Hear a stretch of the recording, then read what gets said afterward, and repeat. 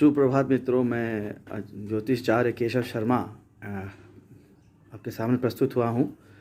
मैं aura healer हूँ। Aura reading भी मैं विशेषज्ञता रखता हूँ। ये वीडियो मैं कोरोना के संबंधित तैयार कर रहा हूँ। काफ़ी लोगों ने मुझे कहा कि आप पंडित जी आप थोड़ा सा वीडियो कुछ बनाएं।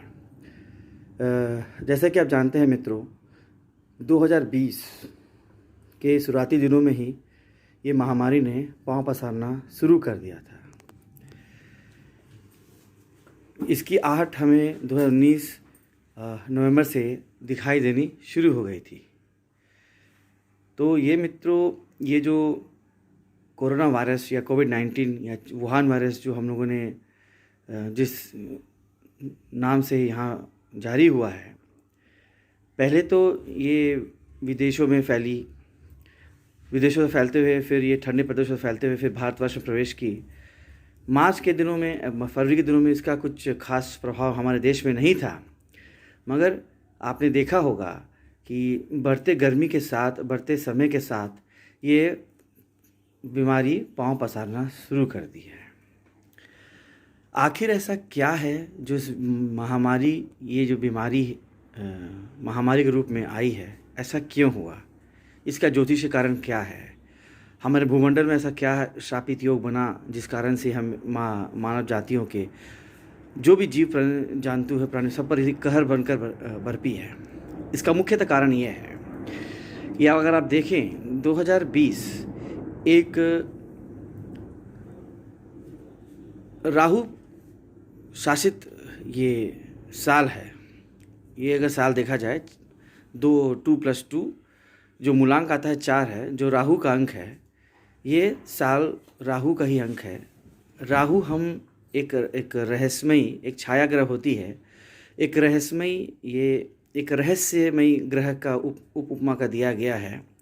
ये ग्रह भी नहीं होती है, पर आप देखें राहु जो है ये सीक्रेट का, नेगेटिव एनर्जी का और नकारात्मकता का सूचक है। इस साल जब 24 जनवरी को शनि और केतु एक साथ हुए थे तो और राहु के साल के कारण महाकाल दोष का निर्माण हुआ। अब आप देखें राहु जो है ये ज़्यादातर विदेशी जगहों का, प्रवासी जगहों का सूचक है और ये रहस्यमयी है और ये नकारात्मकता का प्रतीक है। ये पापी ग्रहों में ही गिना जाता है। इसकी छाया अमंगल होती है और सूर्य अगर राहु के संरक्षण में आए तो ग्रहण दोष का उत्पत्ति होती है। तो आपने देखा कि सूर्य, केतु और राहु जो तीनों पापी ग्रह की उपमा में आते हैं, एक साथ होने के कारण भूमंडल में एक महाप्रतापी नकारात्मक ऊर्जा का निर्माण हुआ जो मनुष्य जाति के लिए अभिशाप के तौर पर चल रही है। अगर आप देखें ध्यान से, चाइना की 3488 किलोमीटर मैकमोहन लाइन इंडिया से मिल जुड़ती है और रशिया से भी, परंतु ये आपने देखा होगा कि ये डायरेक्ट इंडिया को अटैक नहीं की।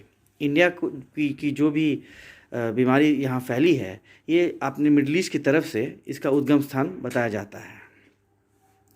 आप पूछ सकते हैं ऐसा क्यों? इसका मुख्यतः कारण यह है कि विदेशी ज़मीन को राहु दर्शाता है। विदेशी भूमि, विदेशी पृथ्वी को राहु दर्शाता है, फॉरेन लैंड। तो राहु चाइना से होते हुए दूर दराज ठंडे प्रदेशों में, चूँकि छाया ग्रह है तो इसने ठंडे प्रदेशों पर पहले आक्रमण किया। और ये जो कोविड-19 वायरस है और जो कोरोना वायरस है, ये आपने देखा हो, ये सांस के द्वारा संबंधित है। तो सांस हमारी बृहस्पति है जो हमारा मुख्य कारण है। बृहस्पति जो कि उच्च का होकर जनवरी, फरवरी, मार्च में गोचर कर रही थी भूमंडल पे, ख़ास तौर पर इसके प्रभाव आपने भारतवर्ष पे पड़ी थी। उस समय इसका ज़्यादा प्रभाव भारतीय उपमहाद्वीप में ना पड़ा, पर जैसे ही बृहस्पति नीच की हुई, आपने देखा इसकी दुर्गति इंडिया भारतवर्ष के भूमंडल पे ज़्यादा हुई। तो मैं कहना चाहूँगा मित्रों, चूँकि राहु के साल में, राहु की प्रभुता में ये रहस्यमय बीमारी का निर्माण हुआ, जो अपने डीएनए भी निरंतर बदलाव करती है, जिस कारण से इसकी वैक्सीन निकालना बहुत ही कष्टदायक हो गया है। और स्वास्थ्य कर्मचारियों पर ये जो शुक्र के दार्शनिक हैं, शुक्र के सूचक होते हैं, तो शुक्र के जो प्रधानता जो हमारे स्वास्थ्य कर्मी हैं, जो इसे रोकने के लिए इसे वैक्सीन तैयार करने में लगे हैं, जो भी डॉक्टर्स चिकित्सक लगे हैं, उन्हें भी खास सफलता नहीं मिली है। इसका मुख्यतः कारण ये है कि अभी बृहस्पति नीच का होकर चल रहा है, जो 25 मई को वक्री हो जाएगा। अभी सूर्य मेष राशि में भी उच्च का होकर चल रहा है, तो एक महीना जब सूर्य उच्च का रहेगा, इसके बावजूद भी, गर्मी पड़ने के बावजूद भी, ये जो कोविड-19 वायरस है, इसकी खात्मा नहीं हो रही है, जो काफ़ी चिंता में हम मानव जातियों को डाल रही है।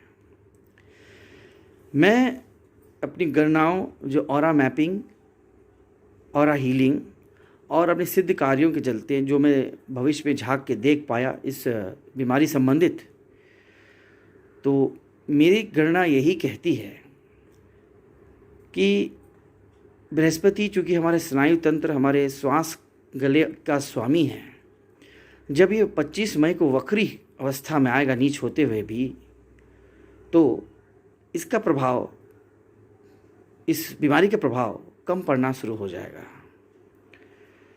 बृहस्पति नीच के कारण नीच बन राजयोग हो जा रहा है, जिस कारण से ये बहुत तेज़ी से भारतीय उपमहाद्वीप पे फैल रही है। 25 मई से ये राहत देना भारतवर्ष के उपमहाद्वीप में शुरू कर देगा। भूमंडल में इसका अस्तित्व रहेगा, लेकिन कुछ कुछ राहतों की लोगों की जल्दी ठीक होने की खबरें आने लगेंगी। सूर्य प्रतापी होते हुए भी कुछ खास असर नहीं कर पा रहा। सूर्य का ताप भी इसका कुछ बाल भी बांका नहीं कर पा रहा है। इसका मुख्यतः यह है कि तीनों महापापी ग्रह जो महाकाल सदोष का निर्माण कर रहे हैं, वो ज़्यादा जटिल, ज़्यादा प्रभाव में है, जो सूर्य भी उनका अकेले कुछ नहीं काल बन पा रहा है। 25 मई से लेकर 17 अगस्त तक आप सभी भारतीय वासियों को इस उपमहाद्वीप में राहत का समय हो सकता है, जिसमें संक्रमण की क्रिया थोड़ी धीमी मध्यम पड़ सकती है।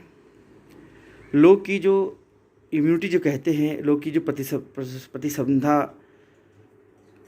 प्रतिरोधक क्षमता है, वो बढ़ जाएगी। और ये वायरस जो अपना रूप, चूँकि राहु के प्रभाव में है, इसलिए रूप बदल रहा है, रहस्यमय तरीके से रहस्यमय हो गया है।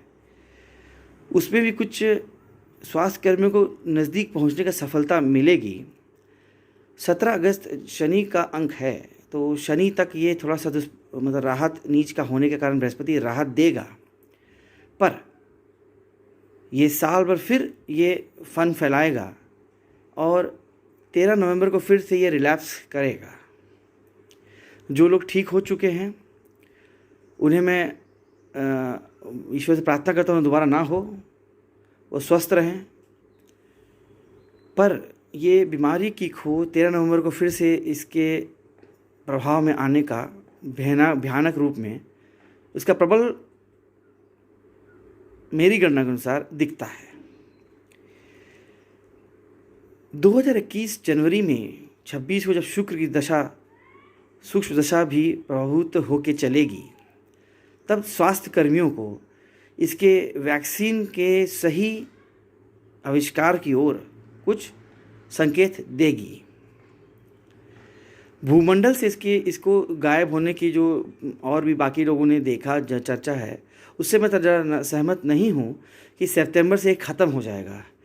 ये मुझे नहीं लगता ये ख़त्म हो जाएगा। भूमंडल से राहत मिल सकती है आपको, मगर भूमंडल से इसकी अस्तित्व ख़त्म होना थोड़ा कष्टदायक लगता है। आपने देखा होगा लॉकडाउन भी बहुत काफ़ी बढ़ चुका है। 3 मई के बाद लॉकडाउन भी आगे बढ़ सकती है, क्योंकि संक्रमण क्रिया बहुत तेज़ी से बढ़ रही है और रोकथाम का उपाय नहीं हो पा रहा है। जब लॉकडाउन के पीरियड में रहते हुए भी आपने देखा होगा कि संक्रमित की संख्या ऑन एन एवरेज प्रतिदिन 1000 के आसपास बढ़ रही है। तो अगर लॉकडाउन हटा दिया जाए तो आप ये समझ सकते हैं कि ये बीमारी जो महामारी है, ये भारत के भूमंडल पर ये कितनी तेज़ी से व्याप्त होगी और महामारी विनाश का रूप धारण कर लेगी। इसलिए ये साल भर तो आप इससे मुक्ति पाने का उपाय मैं नहीं देखता हूँ। हाँ, जिनके कुंडली में बृहस्पति उच्च का है, कर्क राशि में उच्च का गोचर है, उच्च का मूल त्रिकोण में व्याप्त है, उन्हें थोड़ी राहत की खबर दे सकता हूँ कि उनसे इस बीमारी से संक्रमण होने की चांसेस थोड़ा कम है, क्योंकि उच्च का जो बृहस्पति है वो हंस राज्यों का निर्माण करता है और 3 नक्षत्रों में जो व्याप्त होता है। अगर मुख्यतः पुष्प नक्षत्र हो कर्क राशि में, उन जातकों को इनसे डरने की आवश्यकता नहीं है। तो मित्रों, कोरोना के ऊपर मेरा यही छोटा सा अंश मैं आपके सामने पेश किया हूँ। मैं उम्मीद करता हूँ आपको मेरा वीडियो पसंद आया होगा। आप इसे लाइक करेंगे और सब्सक्राइब करेंगे। आपसे निवेदन है, घर में रहें, अपने अपने परिवार वालों का स्वास्थ्य, उनकी सुरक्षा को मद्देनजर रखते हुए, सरकार की बात मानते हुए अपने आप को सेफ रखेंगे। जय श्री राम।